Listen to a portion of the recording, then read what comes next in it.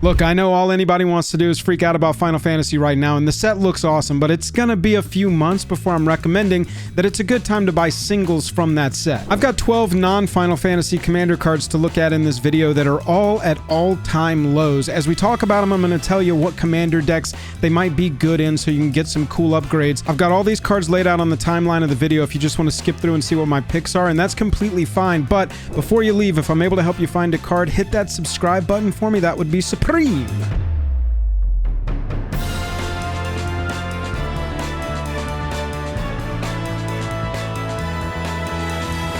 Joel R. Magic is brought to you by Card Conduit, the best place to sell your cards quickly and easily on the internet. TCG Player, which you can buy all of the cards that you see in this video with the link in the pinned comment. Dragon Shield, the best way to protect your cards, and Moxfield, the best way to put your deck lists on the internet. I want to start off with a few Eldrazi. Kozilek, the Broken Reality, is going to be the beginning for us here. Kozilek is a 9-mana 9/9 that says whenever you cast this spell, up to 2 target players each manifest 2 cards from their hands. For each card manifested this way, you draw a card, and other colorless creatures you control get +3/+2. Over the last few years, Eldrazi have popped up into the forefront of everybody's minds alongside a couple of sets that have really featured them heavily, and that has caused some card prices to go insane. Modern Horizons 3 was the last time that Eldrazi were at the forefront of all things, and as you can see, some of even the newer cards that started off over $30 for a while, over $20, and then has just been coasting down to where now we're in the $5 range. This was a mythic from a huge set, Modern Horizons 3. You can tell that people have collectively sort of moved on from Eldrazi. The people that wanted them got them already. They've decided, I've purchased at the price I'm comfortable with. But if you were waiting on Kozilek at $5.42 market price as I'm shooting this, it's very low risk to pick up a copy of this Eldrazi now. I'll even mention that with Kozilek in particular, the super version is only $14, and the retro frame, if that's something you're into, is just under $8. So there are a lot of ways right now to get a copy of Kozilek for way more affordable a price than when it came out. And Kozilek's not the only one. Ulamog the Defiler's also a brand new Eldrazi from Modern Horizons 3. This one's at an all-time low, around $23 right now. Ulamog's a 10-mana 7/7, says when you cast this spell, target opponent exiles half their library rounded up. Ulamog enters the battlefield with a number of +1 counters on it equal to the greatest mana value among cards in exile, and Ulamog has Annihilator X, where X is a number of +1 counters on it. Ulamog also has a ward cost of sacrificing 2 permanents just to target Ulamog, so you can see a little bit more strength out of this sort of Eldrazi, and more synergy outside of just colorless stuff. +1 counter decks might also want Ulamog the Defiler. Often you'll see Ulamog or Kozilek that we just looked at in Ulalek, Fused Atrocity, or Zuladoc, Void Gorger. Those are really the 2 primary Eldrazi commanders that players like to build. Ulamog also shows up as a strength piece in cheater decks like Animar that can reduce creature costs, or Joda that can do the same thing, decks like the infamous Cruel Claw that'll let you completely ignore the fact that Ulamog costs 10 mana to cast. Even with new colorless cards being printed like Ultima Origin of Oblivion, Ugin, Eye of the Storms, or even Summon Bahamut, also from Final Fantasy, like Ultima, it's not really pushing Ulamog or Kozilek any higher right now. These just are on the downtrend. When it debuted, it shot up into the 80s, 90s, just crazy prices, and then even sat around 50, high 30s for a while. But as you can see, toward the end of the year, started drifting, stuck around 30, and then fell even from there. With this specific card, you've also got the retro frame that's just above 30, and you've got its special concept version here around 56. Those are also worth a look when you've got base copies that go to all-time lows. That's not even the only Ulamog that I want to talk about right now. Ulamog the Ceaseless Hunger from Commander Masters is at an all-time low of about $17. Ceaseless Hunger is a 10-mana 10/10 that says when you cast this spell, exile 2 target permanents. It's indestructible, and whenever it attacks, defending player exiles the top 20 cards of their library. You can see the last time that Eldrazi really popped up in everybody's mind, this thing was sitting around 25 and then shot up to over 40 as people were really wanting cards for their commander decks. We've drifted back down though. This wasn't the original copy. Battle for Zendikar, also cheap right now, and it's not even the cheapest you can possibly get. If you like the profile version, I just figured I would highlight the base copy, regular looking Ulamog the Ceaseless Hunger.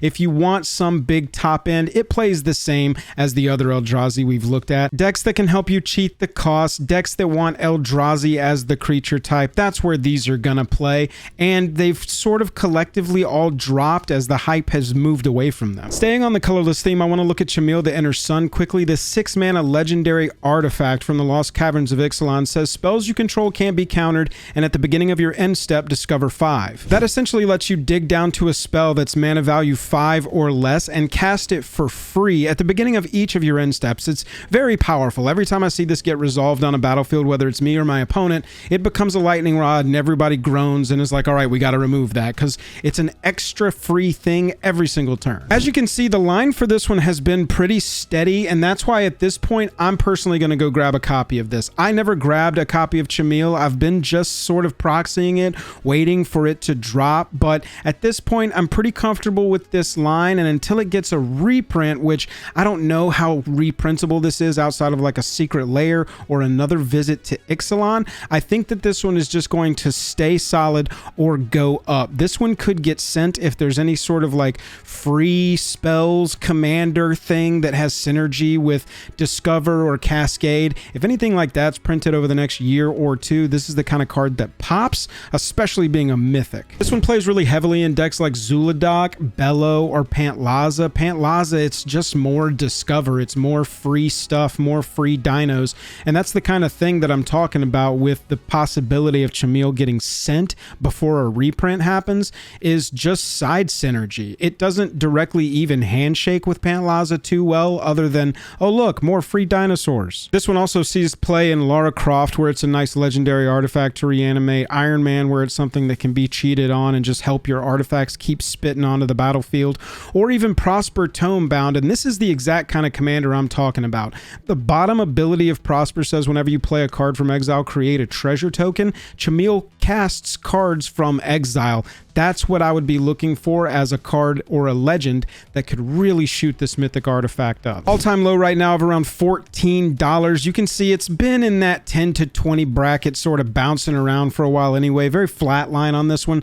Not the typical downward that I'm interested in looking for with this series, but I'm happy with this at this cost. By the way, you've also got the special version here if you want a showcasey looking thing for around $40. That one's also available. All right, let's get away from colorless cards and look at a red dragon. I've talked about Hellkite Courser in videos before. This was one of the ones I specifically called out as, hey, look, if this gets a reprint, the price is going to drop. If it doesn't get a reprint, speaking specifically about Tarkir Dragonstorm, the price is going to just absolutely shoot into the sky, because Hellkite Courser is a 6-mana 6/5 with flying that says when this creature enters, you may put a commander you own from the command zone onto the battlefield. It gains haste, and return it to the command zone at the beginning of the next end step. Cheating your commander out like that, even for one turn, can be insanely powerful or even win you the game. The fact that it's a dragon on top of that, all signs pointed to the fact that this was going to be a very, very playable card post Tarkir Dragonstorm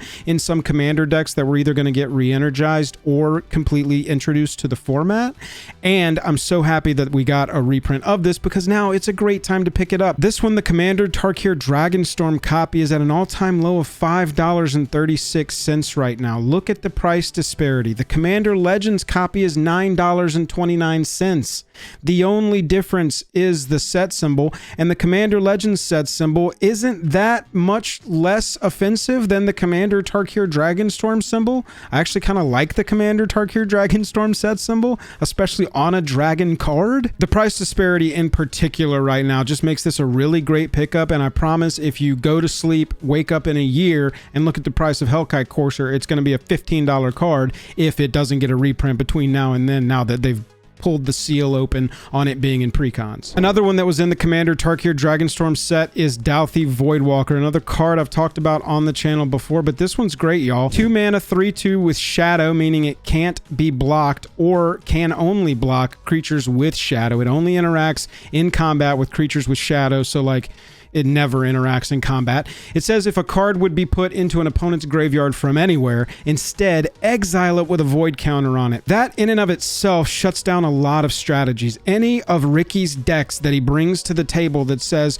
when this creature dies, or when a creature dies, do this, that thing doesn't die anymore because it says instead exile it. If a card would be put into an opponent's graveyard from anywhere, instead exile it. That is not dying. So you're shutting off death triggers completely with Dauthi Voidwalker, and then you can tap the Voidwalker and sack it to choose an exiled card an opponent owns with a void counter on it. So any of the stuff that's gotten exiled since you've played Dauthi, and you get to play that card this turn for free. It's a cool spell, especially in a Reanimator deck, especially in rogue decks. You can see the playability. It appeared in the Tevel the Balance Scale deck, but it also plays really heavily in decks like Yuriko, the Tiger Shadow, Crick, Son of Yawgmoth. Mono black decks love this. Prosper, Tomebound, we were just talking about commanders that like stuff getting cast from exile. That's what Dauthi Voidwalker does. Decks like Marin of Clan Neltoth that can reanimate it after it's been sacrificed. Muldrotha does very similar things. At an all-time low of about $4.50 for the Commander Tarkir Dragonstorm version, you can see, look at the price disparity. The next lowest copy is your Modern Horizons 2 base copy for $6.50. Get this while this is low. Grab these while people are ripping these decks apart. Grab the reprints and laugh all the way to the bank. Let's stay on black cards for just a second to talk about Massacre Girl Known Killer. This one's at an all-time low of about $5 right now. This Murders at Karlov Manor Mythic is a 2 black, 2 other, 4/4 human assassin with menace. It says creatures you control have wither, meaning if they deal combat damage, they deal combat damage in the form of -1/-1 counters, making your opponent's creatures permanently smaller.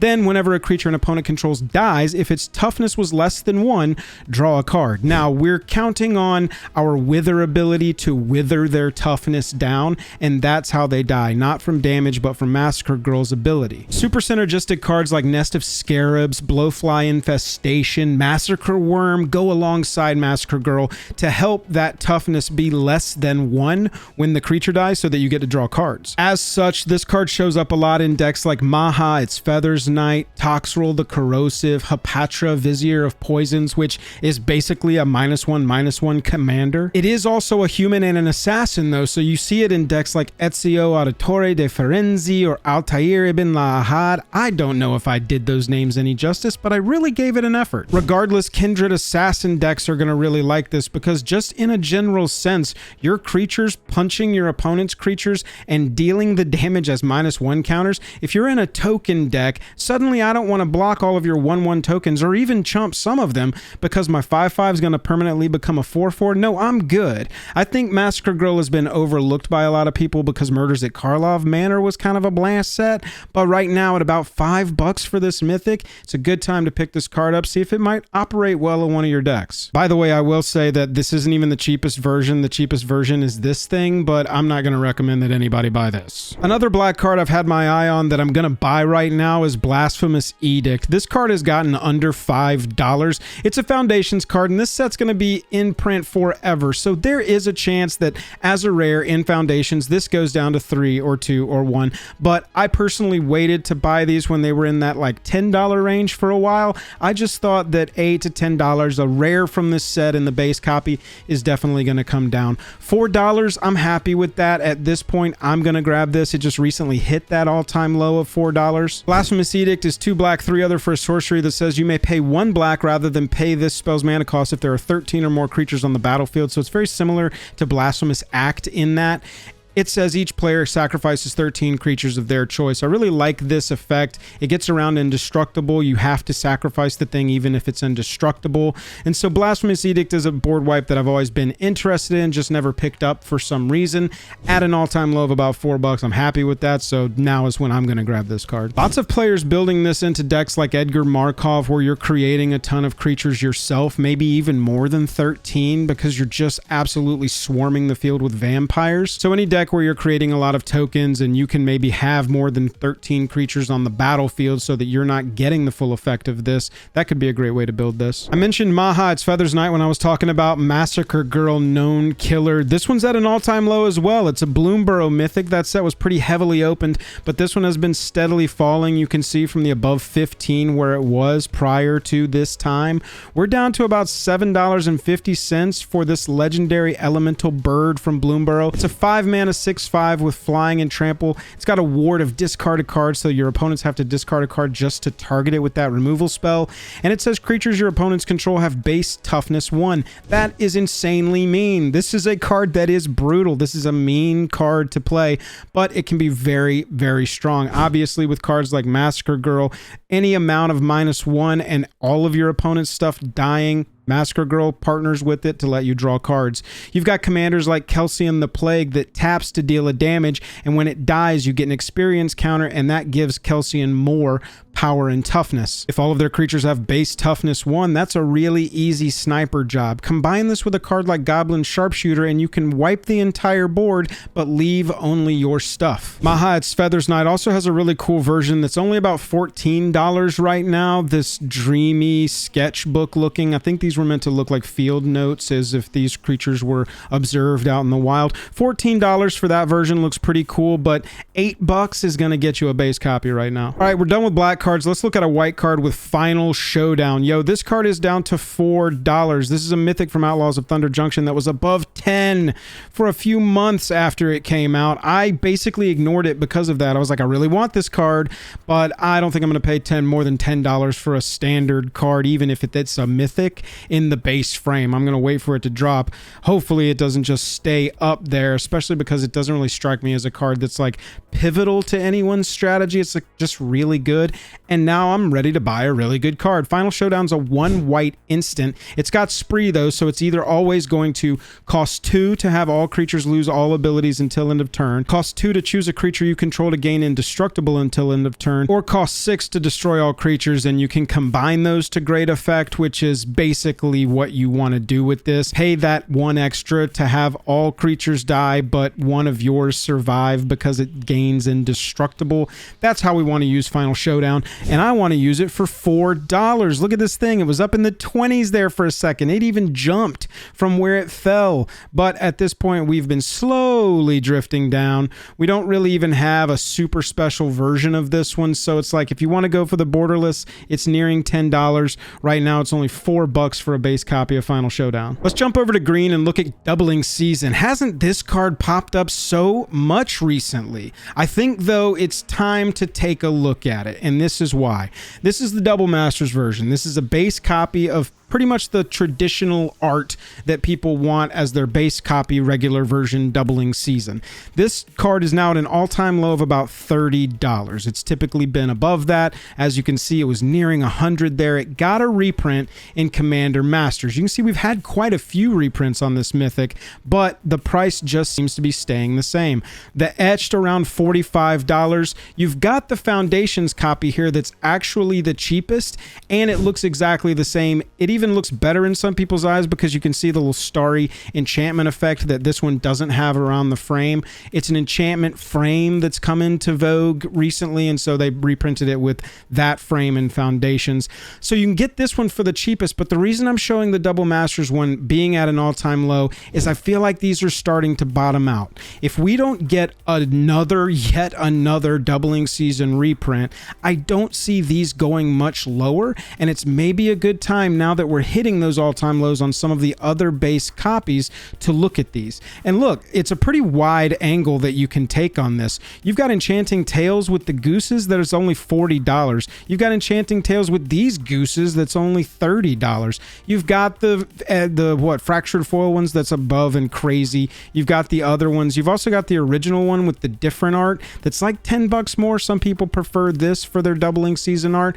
But anyway, the idea here is with with these other copies all starting to bottom out, it's a good time to start looking at this. Even with Foundations remaining in print, it's not getting as opened anymore. There will be supply if these ever shoot up. I'm not saying go spec on this. I'm just saying that there's a floor to the price of doubling season, and we may be nearing it. You might want to keep an eye on getting a copy of this if for some reason you don't yet have the token encounter doubler. Just to round out the video nicely and also get a blue card in here, Teferi Temporal Pilgrim is a card I'd recommend taking a look at right now. You can see it's been up above this $5 range pretty much forever since it came out as Brothers War. It bounces off $5 really consistently, and so it feels like maybe a $5 walker to me. Teferi Temporal Pilgrim is a 5-mana 4 loyalty walker. It says whenever you draw a card, put a loyalty counter on Teferi Temporal Pilgrim. So commanders that specifically draw a lot of cards might want to take a look at this. For 0, it lets you draw, but for -2, you get a 2/2 with Vigilance, which is just awesome to protect a Planeswalker with. That says whenever you draw a card, put a +1 counter on it. And for the -12, which seems impossible, but we'll talk about it, target opponent chooses a permanent they control to return to their hand, then they shuffle each non-land permanent they control into their library, effectively getting them to scoop. That should be scoop phase, basically, if you can pull this off. Commanders that are drawing cards like Niv Mizzet Perrin. Whenever you draw a card, it deals a damage to any target. Whenever a player casts an instant or sorcery, you draw a card. Every time that triggers, Teferi gets a loyalty counter. You get to that -12 pretty quick. Cards like Nekusar the Mind Razor that's forcing each player to draw additional cards. Cards like Quain Itinerant Meddler that's giving people the option of drawing extra cards. Commanders like Queza or Min Wily Illusionist that play alongside card draw strategies to help you win in different ways. There's a lot of places where this Planeswalker could be explored. I know that players are generally resistant to building Planeswalkers into commander decks for good reason, but being able to create a token that's got vigilance and can protect you, but then also grow as you do the thing your deck does, I really like the idea of that. I'm personally going to be grabbing a copy of this for my Bumbleflower deck that's all focused on being hard to attack, so I'm already ready to protect a Planeswalker and focused on drawing cards, obviously. Y'all seem to get a lot of value out of this series, and so I've upped its frequency just a little bit, and I've been coming at it from different angles. Let me know what you think, or if you have any ideas for something you'd like to see from me. Other than that, hit me up down in the comments about any of these singles. I'd love to discuss them with you. That subscribe and that like button is the quickest and freest way to support me, and if you want to do that directly, go check out the Patreon and get some perks for doing so. Catch you in the next one.